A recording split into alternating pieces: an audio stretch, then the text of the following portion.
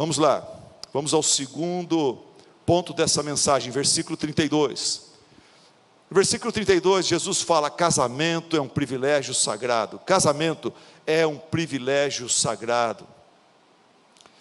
Mas eu lhes digo que todo aquele que se divorciar de sua mulher, exceto por imoralidade sexual, faz que ela se torne adúltera, e quem se casar com a mulher divorciada estará cometendo adultério. O que Jesus quer dizer com isto? Como eu falei, aqui ele não está escrevendo uma tese sobre divórcio, como quando é que pode, quando é que não pode, mas Jesus, através dessa expressão, irmãos, ele está falando: parem de pecar contra Deus, contra a família, contra suas esposas, contra seus filhos. Parem de brincar com o casamento e com o divórcio. Divórcio é coisa seríssima, casamento é um privilégio sagrado. Na Bíblia, Deus instituiu o casamento como uma aliança, uma união sagrada, sagrada.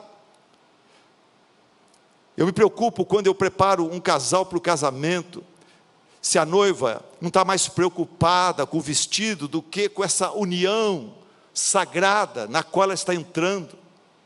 Se o noivo não está mais preocupado com o custo da festa, aonde vai ser a lua de mel, o sexo que ele vai poder curtir de agora em diante, do que com o fato de que ele está entrando diante de Deus com uma outra mulher, com a sua mulher, numa aliança, numa união sagrada. Essa união que Deus instituiu através do casamento é uma união física, sexual, espiritual, exclusiva e permanente. Casamento é isso, é uma união diante de Deus, de um homem com uma mulher, união física, união espiritual, união exclusiva e permanente.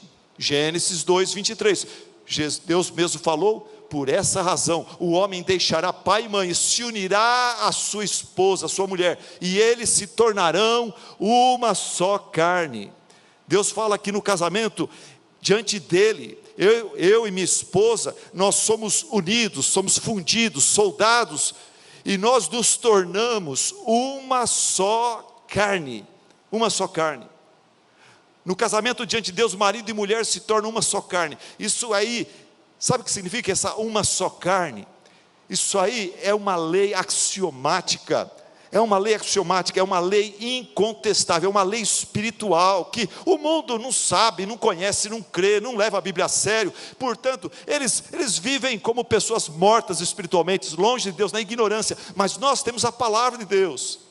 O crente sabe que quando ele faz sexo com a sua esposa, a sua alma é fundida à alma dela, espiritualmente falando. Assim, marido e esposa deixam de ser duas pessoas independentes, duas pessoas incompletas, duas pessoas incapazes de gerar vida, e se tornam uma só carne. Se tornam muito mais a semelhança da imagem de Deus, como eles nunca foram antes. Logo, para o cristão, o sexo é muito mais do que uma união física de corpos, é um ato sagrado, escolhido por Deus para fundir as nossas almas. Por isso, o divórcio marca tanto as suas vítimas para sempre. Quando você deita com a sua mulher na lua de mel e continua se deitando com ela, a sua alma foi fundida, a alma da sua esposa. Isso é uma lei axiomática, é uma lei incontestável. E isso, irmãos, é muito sério, é muito sério. Você toca na alma da outra pessoa, a pessoa toca na sua alma, e vocês dois se tornam um diante de Deus. Por isso, quando a gente tenta se separar, divorciar, a gente leva pedaço um do outro, e a gente nunca mais é como éramos antes de se casar, nunca mais. Eu tenho vários amigos, amigas divorciados, eles estão divorciados já há 5 anos, 10 anos, 15 anos, mas sempre falam daquele divórcio. Vira e mexe, eles falam daquela dor, daquela assombração do divórcio, da derrota, do fracasso. Quando Deus fala, marido e mulher, no casamento, quando eles vão para a cama juntos e se casam diante de Deus, vão para a cama, eles se tornam uma só carne.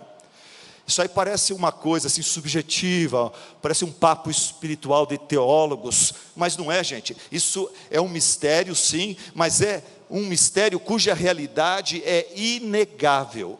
A realidade disso é inegável. Presta atenção. Quando marido e mulher se unem, a alma deles se funde e eles se tornam uma só carne. E eventualmente, a prova material disso, a prova material dessa realidade espiritual, é uma filha, é um filho, é uma Rebeca, é uma Talita, é uma Alice, é uma Bárbara, que se parece um pouco comigo, um pouco com a Vanger, metade Vanger, metade Silas. Se eu e a Vanger estamos bem, elas se sentem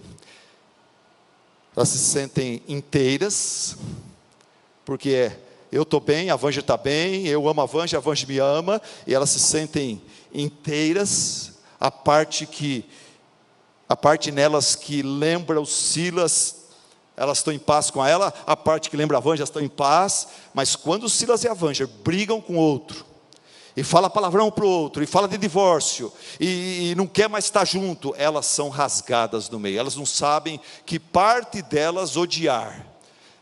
Quando elas olham para o pai, e vê que o pai está falando um monte de coisa negativa da mãe, e o pai não aceita a mãe, elas começam a não se aceitar, naquela parte que representa nelas o pai, ou a mãe.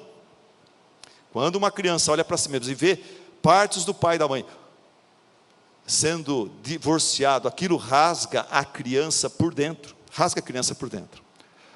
Olha o que Norman Wright relata num livro que ele escreveu há muito tempo atrás sobre Sempre Serei a Sua Filhinha, falando para os pais qual a importância do pai na vida de uma menina e de um menino.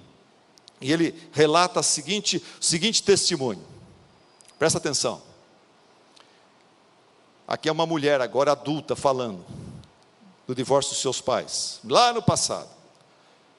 Olha o que essa mulher fala, ela fala: venham para a sala de estar, crianças, temos algo que precisamos contar para vocês. Papai e mamãe falaram isso para elas.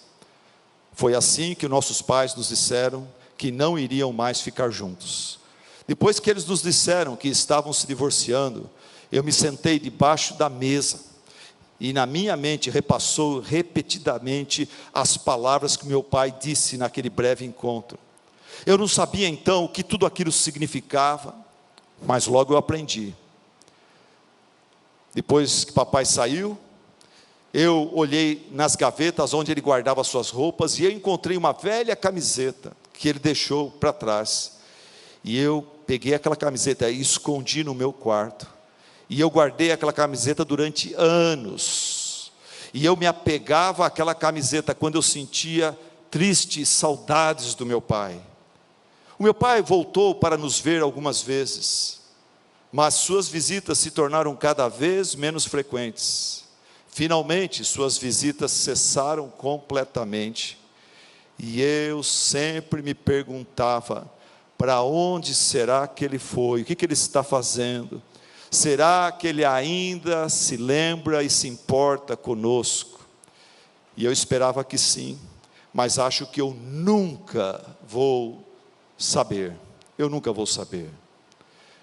Irmãos, antes de se divorciar, antes de falar nessa besteira do divórcio, essa fuga, antes de falar nisso, pense muito bem nos filhos que Deus te deu e vai pedir de você contas. Pensa no estrago que você faz na vida deles.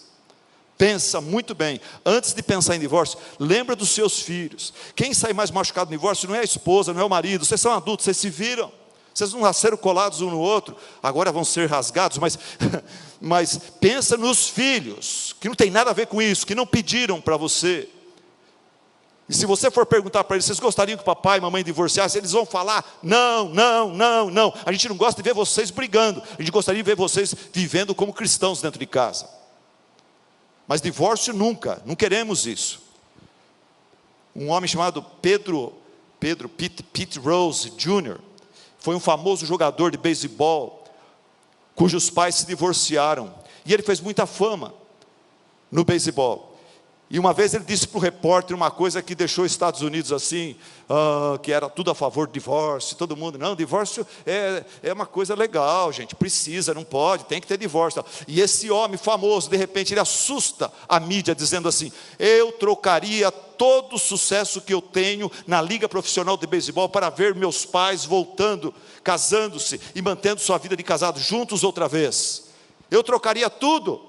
Eu trocaria a fama, eu trocaria o sucesso, o dinheiro, tudo que eu comprei, eu trocaria para ter meu pai e minha mãe juntos. Isso é um marmanjo falando, é um adulto falando.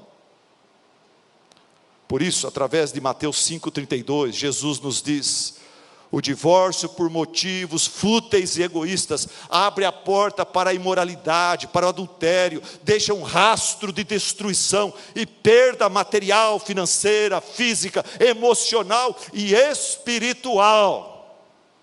O divórcio deixa um rastro de destruição, físico, material. Físico afeta a gente fisicamente, dá gastrite, dá um monte de doença. Emocionalmente, abate demais a gente. São projetos, são planos, sonhos que são demolidos do dia para a noite. E afeta a gente espiritualmente, porque no fundo todo mundo sabe que esse não é o desejo de Deus para as suas vidas. Por isso o profeta Malaquias diz: Deus odeia o divórcio. Olha o que o divórcio faz para as crianças, olha o que o divórcio faz para a igreja, para a sociedade, para a família, para você. Deus odeia o divórcio. Por isso Jesus falou lá em Marcos 10, 9: aquilo que Deus uniu, por favor, não o separe o homem. O homem pode separar uma mulher do seu marido, mas não deveria fazer isto. É destrutivo, é pernicioso. Assim também Jesus estava nos dizendo: Moisés não ordenou, ele apenas permitiu o divórcio. Deus, através de Moisés, não ordenou, ele apenas permitiu o divórcio. É muito diferente. E Jesus fala mais, lá no capítulo 19, onde ele completa a linha de pensamento dele. Deus, através de Moisés, ele não ordenou o divórcio, ele apenas permitiu. Sabe por quê? Por causa da dureza do coração de vocês. Por causa da dureza, da falta de vida espiritual, de temor a Deus na vida de vocês. Domingo passado, o pastor Vladimir, o irmão Vladimir, ele pregou aqui: pessoas com dureza de coração só perdem, espiritualmente só sai no prejuízo. Não experimentam a glória de Deus, não experimentam a bênção de ver Deus agindo em suas vidas. E por isso Jesus fala isso.